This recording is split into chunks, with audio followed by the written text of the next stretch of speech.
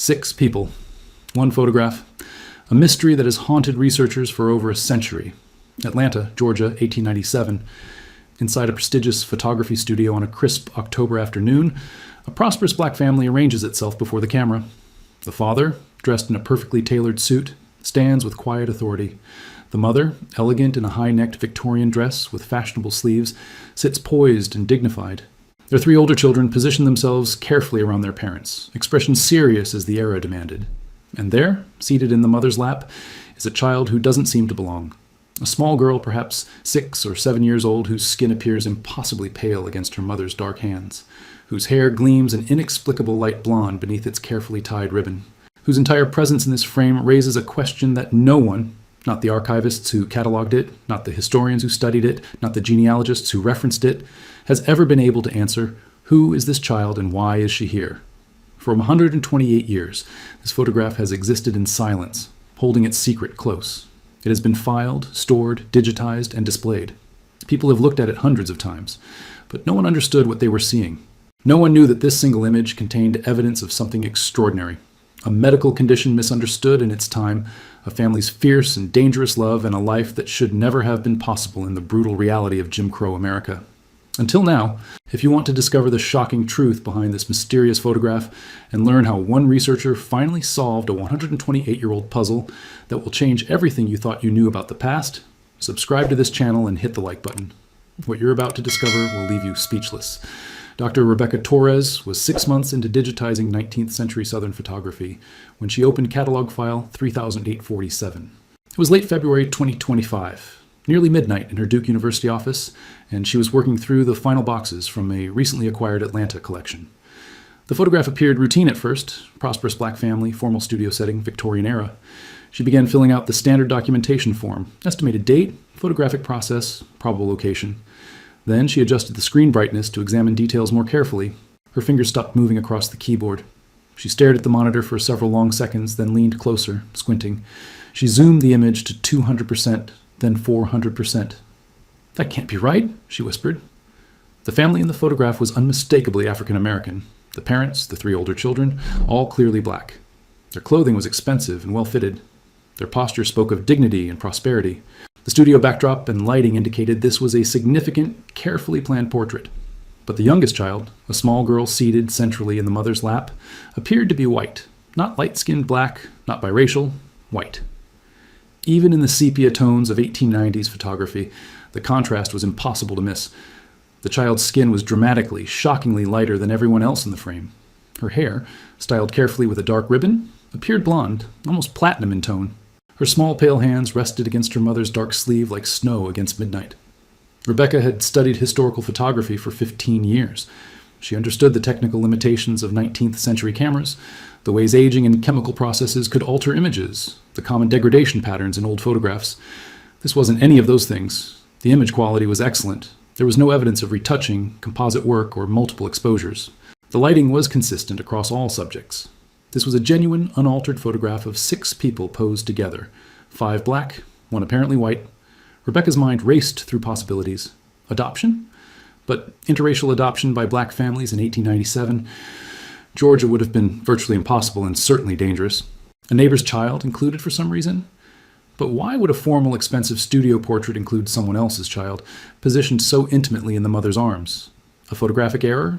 2 separate sittings somehow combined? No, the positioning, lighting, and focus were too perfect. She saved the file and marked it for priority research. Whatever this photograph was, it wasn't routine. It was a puzzle that had apparently stumped everyone who'd seen it for over a century. And Rebecca Torres intended to solve it. The photograph had almost no identifying information. The studio mark in the bottom corner read, J. Morrison & Sons, Photographers, Atlanta Gappers, a well-known establishment that operated between 1885 and 1903. The clothing styles and photographic paper suggested a date between 1895 and 1899. But there were no names, no written notations, nothing to identify who these people were. Rebecca contacted the estate executor who donated the collection. The photographs had belonged to Ernest Whitfield, a retired pharmacist who'd spent 4 decades collecting African-American historical materials before his death at age 93. Uncle Ernest never cataloged most of it properly, his niece explained during their phone conversation. He just collected whatever he could find, always said too much black history was being destroyed or thrown away, so he saved everything he could get his hands on. Rebecca asked whether any documents, correspondence, or records might identify the families in the photographs. The niece promised to search through remaining boxes before the estate auction. 3 weeks later, a package arrived at Duke. Inside were a handwritten receipt, a studio appointment book, and a fragile envelope of customer correspondence. The receipt, dated October 12, 1897, listed Washington family, 6 persons, formal sitting, 4 prints ordered, $8.50 paid in full. Washington. A surname, but no first names. The appointment book was more revealing. On October 12, 1897, 2 p.m., Washington, proprietor, Auburn Avenue Tailoring Establishment, Family Portrait Commission. Rebecca's pulse quickened. Auburn Avenue. In 1897, Atlanta, that was the heart of black economic success. The street where black-owned businesses thrived despite the increasing brutality of Jim Crow laws. If the Washingtons owned a tailoring business on Auburn Avenue, there would be city records. She spent the next week immersed in Atlanta archives, business directories, tax records, property deeds, commercial licenses. Finally, she found it. Thomas Washington, proprietor, Washington & Sons Fine Tailoring, 127 Auburn Avenue, established 1889. Cross-referencing with census records, she assembled the family structure. Thomas Washington, born 1855. Wife Ruth, born 1858. 4 children listed in the 1900 federal census: David, age 16, Samuel, age 13, Grace, age 11, Clara, age 9. Clara, born approximately 1891, which would make her about 6 or 7 in an 1897 photograph. The youngest child. The position matched. But it still didn't explain the central mystery. Why did Clara Washington, daughter of 2 black parents, sister to 3 black siblings, appear white in this photograph? Rebecca knew she needed to find out who Clara was, and more importantly, what had happened to her. Rebecca began building Clara Washington's life story from fragmentary records, searching for any clue that might explain the photograph's mystery. Atlanta city directories showed the Washington family's stability and success. Thomas Washington's tailoring business appeared in every directory from 1889 through 1904, with advertisements describing fine custom garments for distinguished gentlemen, and later, ladies and children's specialty tailoring. Church records from Big Bethel AME Church, one of Atlanta's oldest and most prominent black congregations, listed the entire Washington family as members. Clara's baptism record, dated April 1892, confirmed her birth. Clara Marie Washington, daughter of Thomas and Ruth Washington, born February 14, 1891. The 1900 census showed the family living in a purchased home on Bell Street, just off Auburn Avenue, a substantial 2-story residence valued at $2,800, an impressive sum for a black family in that era. But nowhere in these routine records was there any explanation for Clara's appearance. Rebecca expanded her search into medical and institutional records, looking for any mention of unusual children, genetic conditions, or families dealing with medical anomalies. What she found chilled her. In the Georgia State Archives, she discovered reports from the state sanitarium and various county poorhouses from the 1890s. Several entries referenced abnormal Negro children who'd been surrendered by families or removed by authorities, children with physical differences, disabilities, or appearances that deviated from expectations. One entry from 1896 made Rebecca's stomach turn. Female child, approximately 4 years, Negro parents, unusual pigmentation, surrendered to institution by family, county unknown. The language was clinical and cruel.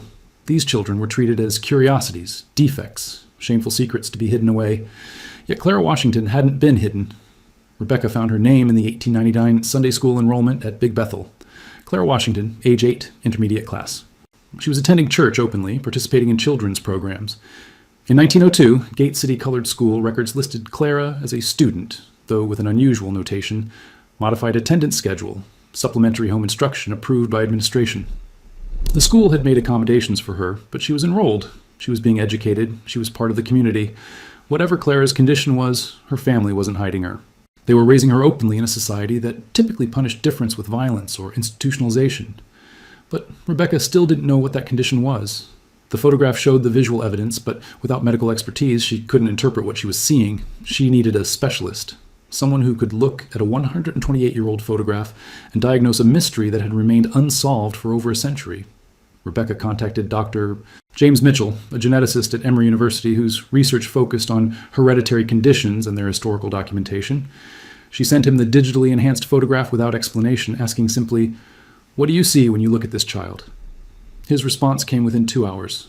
Where did you find this? I need to know everything about this image. They met the following afternoon in his office. Dr.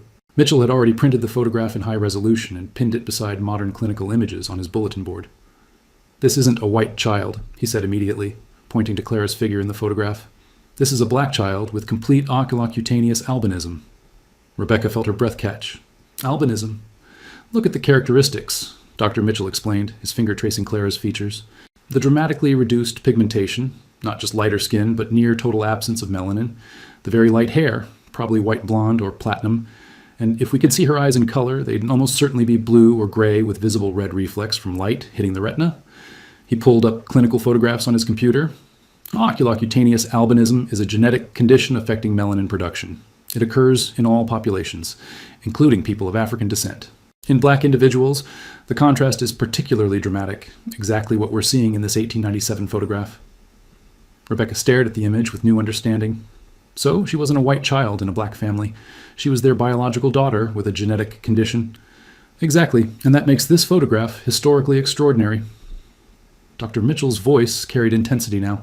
Do you understand what it meant for a black family in 1897 Georgia to have a child with albinism and raise her openly? He pulled up research files. People with albinism, especially black children with albinism in the Jim Crow South, faced horrific discrimination. They were called ghost children, cursed, unnatural. Many communities believed they were supernatural beings or evidence of sin. Families typically hid these children completely, or worse. Worse? Rebecca asked quietly. Abandonment, institutionalization, in some cases, infanticide. Dr. Mitchell's expression was grim. There are documented cases of black children with albinism being killed by their own communities out of superstition and fear. He turned back to the photograph. But here's Clara Washington, posed formally with her family in an expensive studio portrait, dressed beautifully, held lovingly by her mother, included as an equal with her siblings. Her family was protecting her, Rebecca said. Her family was saving her life, Dr. Mitchell corrected, and documenting it for history. With the medical mystery solved, Rebecca needed to understand the world Clara lived in, the specific dangers she faced beyond the general brutality of Jim Crow segregation. Dr. Mitchell explained the medical challenges first. Albinism causes severe photosensitivity. Clara's skin would have burned within minutes of direct sun exposure. In Georgia's climate, without modern sunscreen or UV protective clothing, she would have needed to stay indoors most of the time, or cover completely when outside. He continued. Her vision would have been significantly impaired. Nystagmus, which is involuntary eye movement, severe nearsightedness, extreme light sensitivity. In bright conditions, she might have been functionally blind. There were no treatments available in the 1890s, no corrective lenses that could help, no low-vision aids. But the social dangers were even more severe. Rebecca found newspaper archives from 1890s Atlanta filled with pseudoscientific racism, eugenics propaganda, and articles treating any physical difference in black people as evidence of inferiority. The Atlanta Constitution regularly published pieces promoting white supremacy and describing black Americans in dehumanizing terms. In this environment, a black child who appeared white would have been dangerous on multiple levels. White supremacists might have seen Clara as evidence of racial contamination or degeneracy, potentially targeting her family with violence.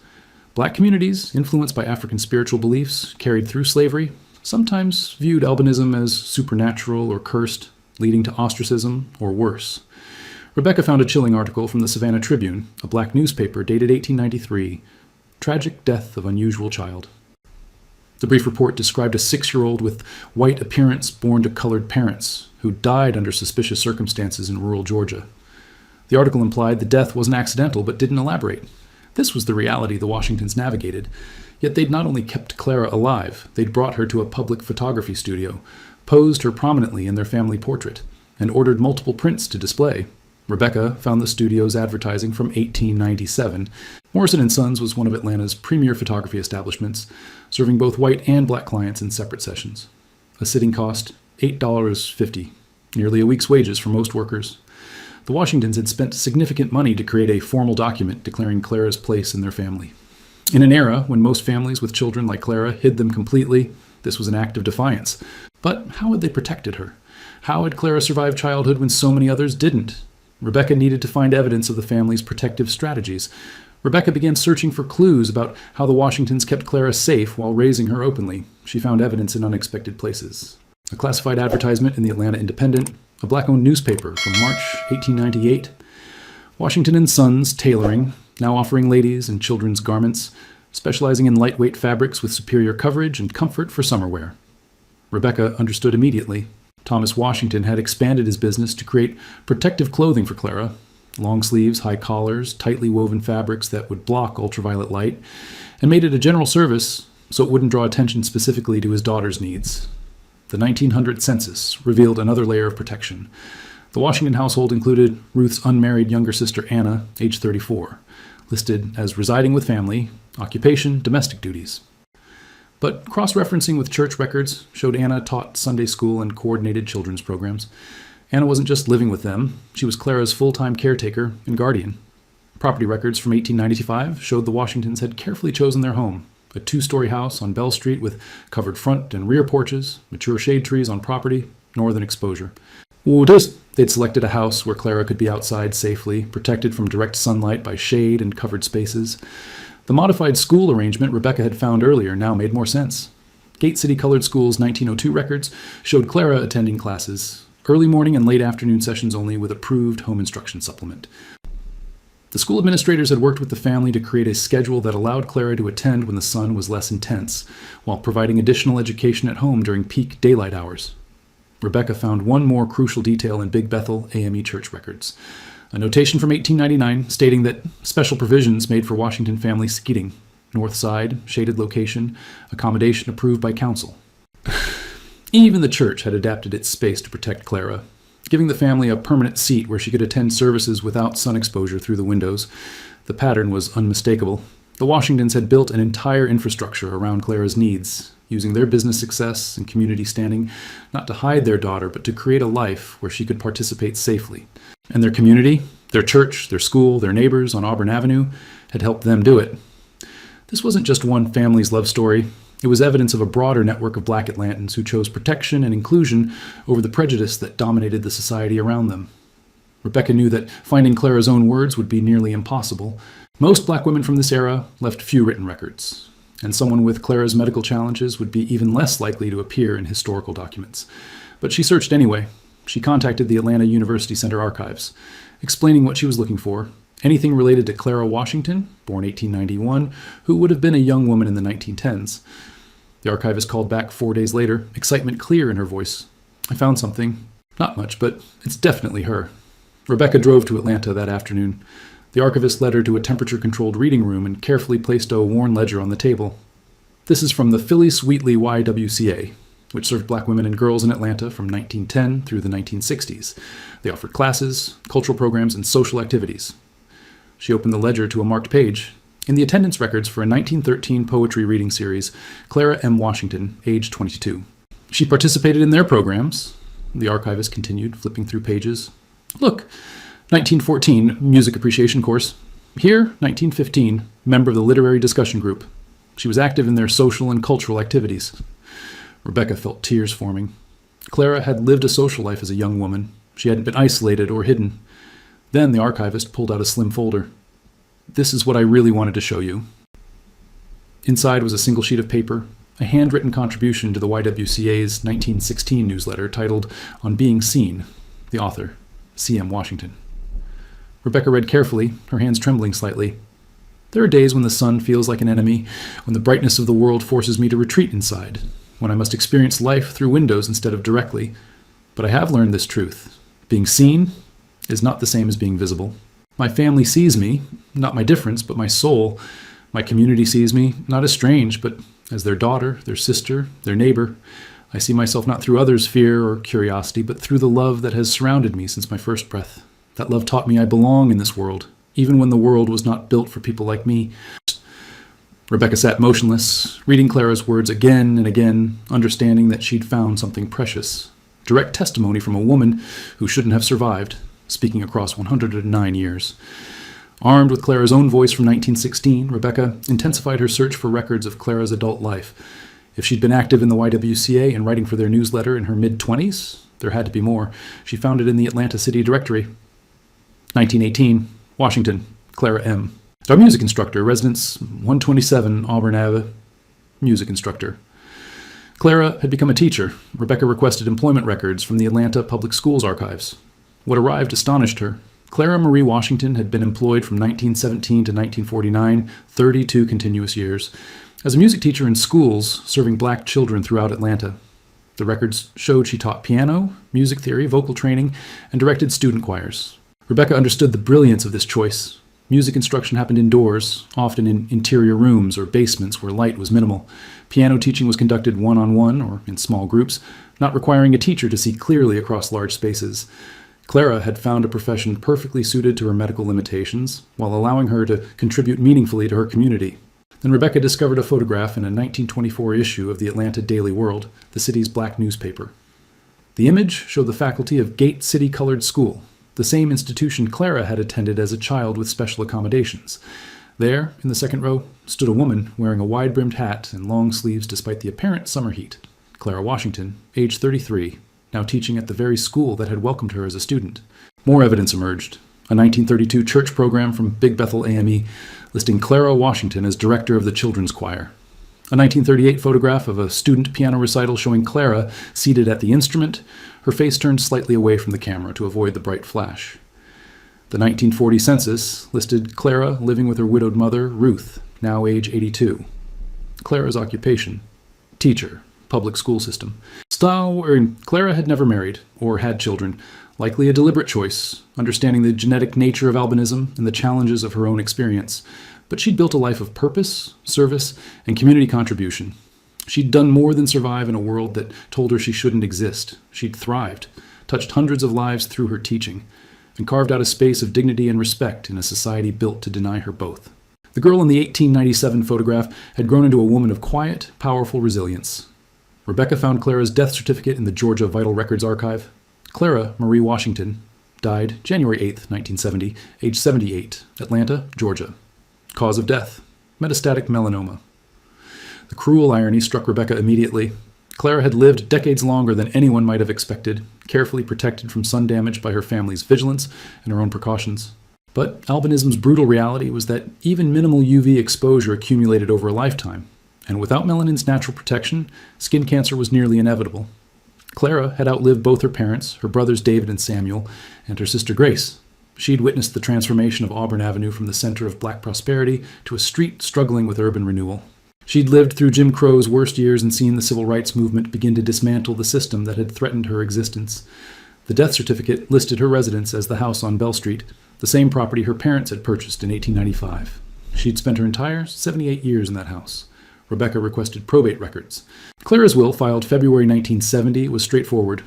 She left her modest estate, the house, her savings from teaching, personal possessions, to Big Bethel AME Church, with specific instructions that a scholarship fund be created for students pursuing music education, with preference given to those facing unusual challenges in achieving their educational goals.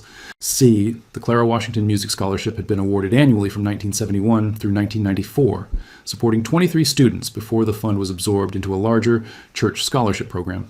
But one item in the probate inventory made Rebecca's breath catch. One framed family photograph, professional studio portrait, circa 1890s. Clara had kept the 1897 photograph for her entire life. It had hung in her house for 73 years, a reminder of the family who'd chosen to love her visibly, who'd defied every social pressure to claim her as their own, who'd built a world where she could belong. That photograph had eventually been sold at an estate auction after the church liquidated Clara's property. It had passed through dealers and collectors for 55 years, ending up in Ernest Whitfield's collection, then Duke's archives, and finally on Rebecca's computer screen in February 2025. The mystery that no one had been able to solve for 128 years finally had its answer. And now Rebecca knew it was time to tell the world what that answer meant. Rebecca spent 4 months preparing her findings for publication. She wrote a comprehensive paper documenting Clara's life, the medical reality of albinism in the black community, and the social context of families with disabled children in Jim Crow Atlanta. The Journal of Medical Humanities accepted it for publication in June 2025. But she also knew this story deserved broader attention. She contacted the Atlanta Journal-Constitution and the Washington Post, offering them the complete narrative. The Atlanta paper published first in August 2025. The mystery of the 1897 photograph, how researchers finally identified a black child with albinism and her family's extraordinary love. The article featured the 1897 photograph prominently, alongside the 1924 faculty picture and excerpts from Clara's 1916 essay. It detailed the Washington family's protective strategies, Clara's 32-year teaching career, and the medical significance of the discovery. The response was immediate and overwhelming. Within a week, the newspaper received calls from people who'd been Clara's students. An 87-year-old woman named Dorothy called from Decatur. Miss Clara taught me piano from 1946 to 1948, Dorothy said, her voice shaking. She was the gentlest teacher I ever had. She always wore gloves and long sleeves, even in summer, and she kept the music room dark and cool. But she never complained. She just made beautiful music and taught us to do the same. Another former student, now 74, remembered, Miss Clara couldn't see the sheet music clearly, so she taught us to play by ear and by touch. She'd place her hands over ours on the keys and guide us through the melody. She said music wasn't about reading notes. It was about feeling them in your heart. Big Bethel AME Church held a memorial service in September 2025, honoring Clara's life and reinstating the Clara Washington Music Scholarship as a permanent endowment. Over 400 people attended, including dozens of her former students. Rebecca was invited to speak. She brought the 1897 photograph, enlarged and professionally framed. This image, she told the packed congregation, shows a family's revolutionary act of love. In 1897, posing Clara for this portrait was dangerous. It invited scrutiny, prejudice, potential violence, but Thomas and Ruth Washington did it anyway, because Clara was their daughter and they wanted the world to know it. She paused, looking at the photograph now displayed at the front of the church. For 128 years, this mystery went unsolved. People saw this image and couldn't understand what they were looking at, but now we know the truth. We were looking at courage. We were looking at a family that chose love over fear, that built a community of protection around their most vulnerable member, and that gave Clara Washington a life she never should have been able to live in Jim Crow, Georgia. The photograph now hangs permanently in Big Bethel's Heritage Hall, finally understood after more than a century of silence. 6 months later, Rebecca received an email that began, "I believe Clara Washington was my great-great-aunt." The sender was Diane, age 49, living in Portland, Oregon. She was descended from Clara's brother Samuel, whose children had moved to the Pacific Northwest during World War II. "I grew up hearing vague family stories about Aunt Clara who taught piano," Diane wrote, "but no one explained why she never left Atlanta or why there were no photographs of her in our family albums. When I saw your article in the 1897 portrait, everything finally made sense." Diane flew to Atlanta in November 2025. Rebecca met her at the church and showed her everything she'd discovered about Clara's life. They stood together before the framed 1897 photograph. Diane stared at Clara, the small girl in her mother's lap, the one who looked so different, the one whose family loved her enough to make her visible when the world demanded she be hidden. "My grandmother must have known about Clara," Diane said quietly, tears streaming down her face. "Samuel's daughter. She must have known her aunt had albinism, but she never told us. Maybe she was protecting Clara's memory. Maybe she didn't know how to explain." "Or maybe," Rebecca suggested gently, "she was continuing what your family had always done, protecting Clara in the way she thought best." Diane nodded. "I wish I'd known her. I wish I'd known this story while I was growing up." Before leaving Atlanta, Diane requested copies of everything, the photographs, the teaching records, Clara's essay, the newspaper articles. She wanted to share Clara's story with her children and grandchildren. "They need to know," she said, "that we come from people who chose love when the world chose hate, who built a life for someone society said didn't deserve one, who were brave enough to say, 'This is our daughter and she belongs.'" Rebecca's research paper was published in September 2025 and won the year's Medical Humanities Award. More importantly, it became required reading in genetic counseling programs, medical history courses, and disability studies departments across the country. Clara Washington's story, accidentally preserved in a photograph, misunderstood for 128 years, finally solved by medical expertise and historical determination, now teaches thousands of students annually about genetics, family resilience, and the intersection of race, disability, and love in American history. The mystery that no one could unravel has finally been solved. And the little girl in her mother's lap, the one who seemed impossible, who defied explanation, whose very existence was a puzzle, has finally received the recognition and honor she always deserved. The 1897 photograph no longer holds a mystery. It holds a testament